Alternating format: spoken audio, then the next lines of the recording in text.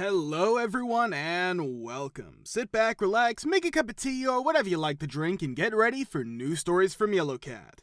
Send your own favorite stories in the comments below and maybe they'll be in our new video. So subscribe to the channel if you're not subscribed yet, and let's get started. How quickly did you witness a coworker being fired? Part 4. In the past, while I was attending nursing school, I participated in a voluntary internship in a laboratory that produced chemotherapy. When producing chemotherapy, it is necessary to do so in a clean room that is extremely sterile. A sterile overall, a sterile hood, 3 pairs of sterile gloves, and even anti-static undergarments are all part of the necessary equipment. Although it took an experienced cleanroom technician approximately 20 minutes to get dressed, it took me twice as long. At some point in time, we have a random 16-year-old student from school who's participating in an internship, and she immediately believes that she's an expert on everything. Even after we told her that she should just shrug it off, she still brings her phone into the laboratory and does not wear gloves when transporting boxes full of the most dangerous chemicals in the world, which could seriously F up your health if you got even one drop of them on your bare skin.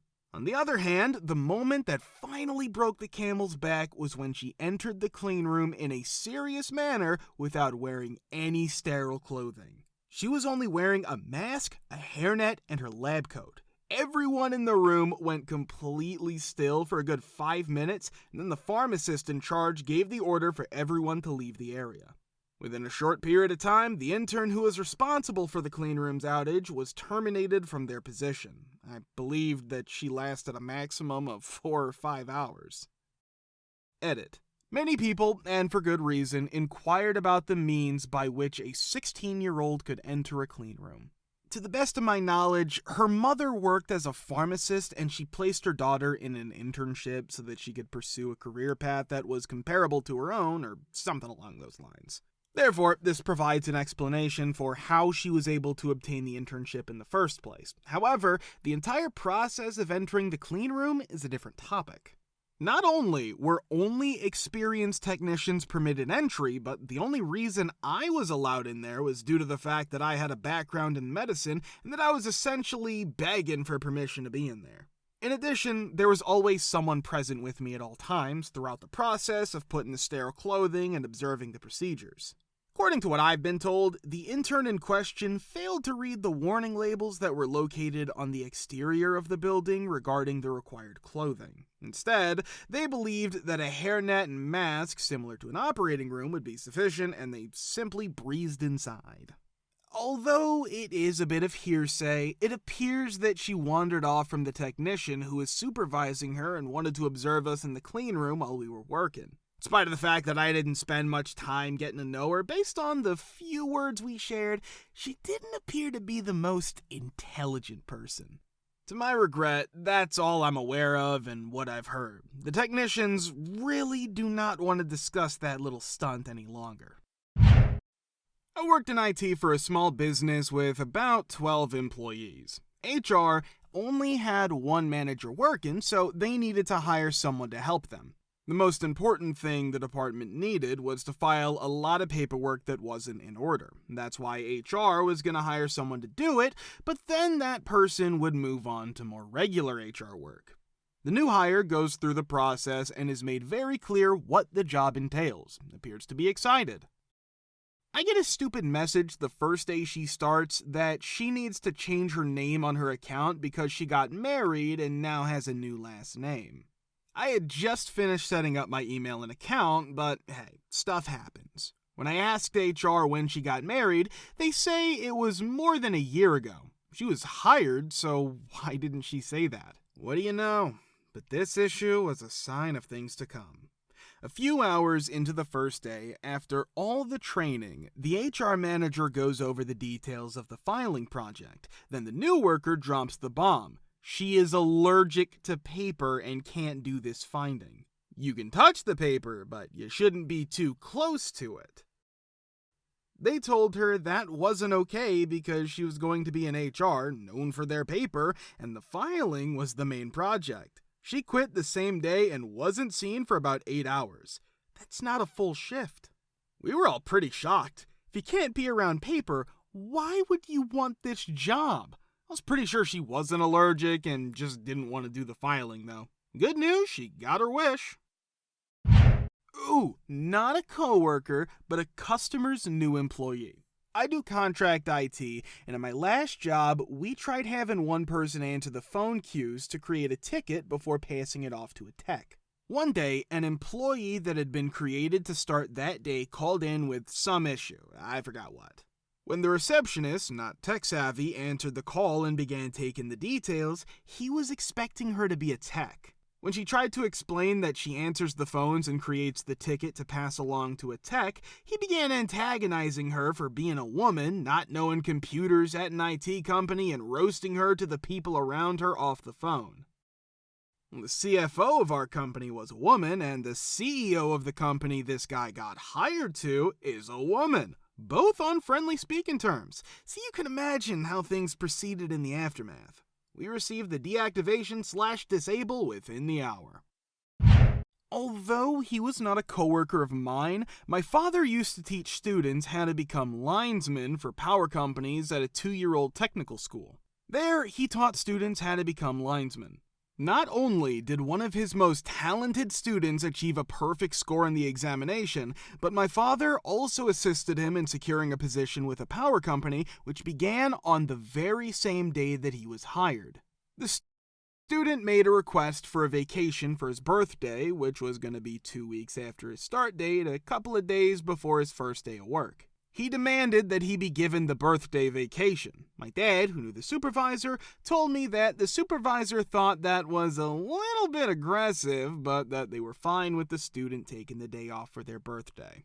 On the other hand, the student did not submit that request. Not only did the student want to be paid for their birthday, but they also wanted to have the entire week off.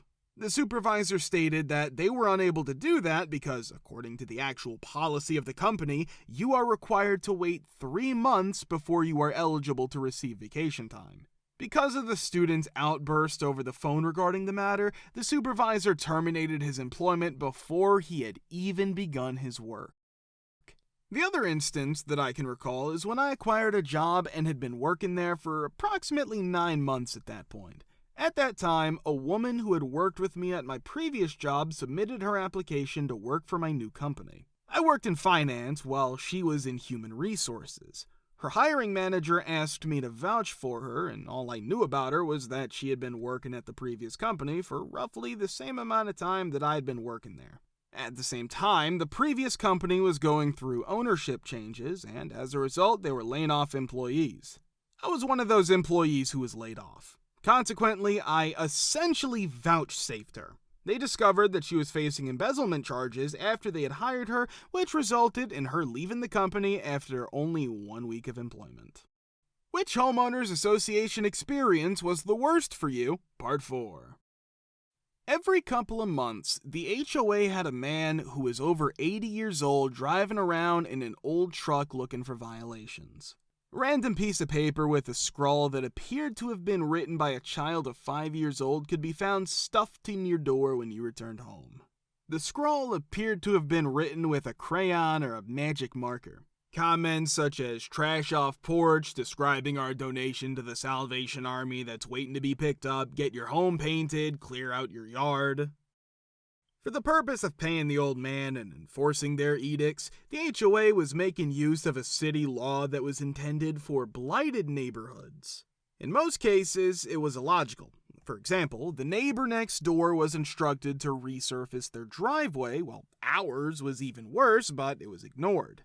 The neighbor on the other side of the street was instructed to remove their front deck because it was obvious that the wood was rotting. A couple weeks later, the city would send the official legal letter which stated that the individual had 90 days to comply or present themselves to a court hearing, which could result in fines of $5,000.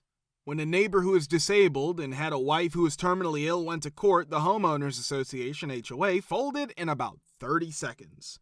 The truck eventually stopped being seen by us, and the notices ceased to be displayed. I overheard that the elderly man was a relative of someone working at City Hall who was looking for work. The renter, not the owner of the property. When we moved into our new home, it was a townhouse with 3 bedrooms, a single-car garage, a single-car driveway, and absolutely no parking for guests available. It consisted of myself, my ex-partner, 2 cars, my ex-partner's sister, and a friend of ours who also had a car, therefore we had 3 cars.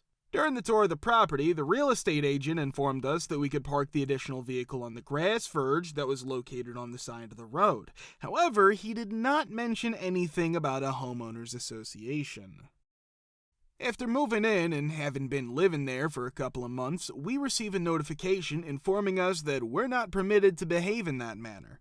After bringing up the fact that the real estate agent had said we were able to, they responded by saying that we were in violation of the HOA's rules. It was my responsibility to inform them that A, we had never signed anything with the HOA, and B, we had never received the rules. They attempted to convince us to park the car on the driveway of a neighbor, but every time he wanted to go somewhere, we had to move the car. They were unsuccessful in their attempt.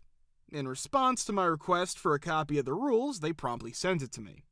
They responded with a no when I asked them if they were ever going to install parking for guests, which was another question I asked. I read through the rules, which were obviously taken from another complex because they mentioned a community center, a pool, and the rules for using it. All of these things were mentioned. I told them that I would figure out what to do with the 3rd car if they constructed a pool that was mentioned in these rules. We were never bothered by them again. We moved out of the brand new apartment that we were living in after a year, despite the fact that it had flooded twice after normal rains, the electrical wiring had been messed up, literally plastic was melting from the lights, and the walls were falling apart. To put it simply, the workmanship is shoddy. Not me, but my parents' HOA. Except for the fact that people have reported that there are too many cars in our driveway. At one point we had 5 people living in our house with 5 cars, and that we have been reported for taking our dog across the street to the mailbox without a leash, which we have always wanted to know who reported us because pretty much everyone on the street had a dog. My parents have had very few problems with the homeowners association in the master planned community neighborhood in which they reside. Regardless, there was no way that they or any of their neighbors could have been prepared for the events that took place in 2016. During the summer of that year, a survey was distributed to everyone in order to gauge the level of interest in the addition of tennis and volleyball courts. The survey was not formal or anything, it was just that.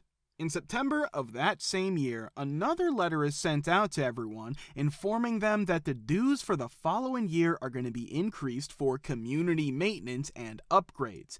Nobody knew anything about this. There was no meeting, there was no vote, and the only thing that was done was a survey that was not legally binding to gauge interest.